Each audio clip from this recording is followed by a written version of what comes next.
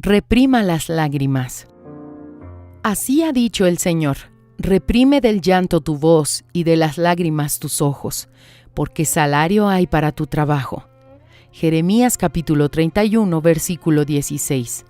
Llorar no resuelve nada. Si llorar resolviera algo, este mundo sería una maravilla. Si Dios recompensara el llanto de alguien, no habría ningún problema más en el mundo. ¿Quién no lloró nunca? ¿Quién nunca llenó de lágrimas la almohada? ¿Y cuántas veces llorar resolvió algo?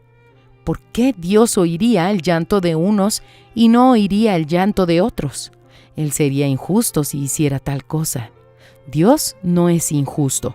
Habrá recompensa para sus obras, las obras de justicia, las obras de fe, de obediencia. Su llanto no va a mover la mano de Dios, sino su fe.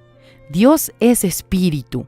La comunicación con Él es estrictamente espiritual, hecha por medio de la fe, de la convicción. La sinceridad vale más que un camión de lágrimas. Un corazón quebrantado, arrepentido, es más valioso que el llanto compulsivo. Claro que en los momentos de aflicción podemos llorar, pues somos humanos y tenemos sentimientos.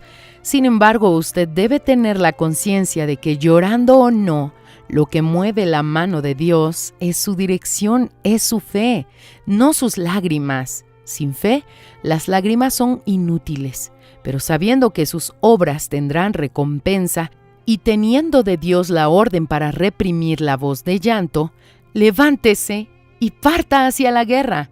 No pierda más tiempo. Deje de llorar. Ponga su fe en acción, porque la actitud de fe trae la recompensa divina.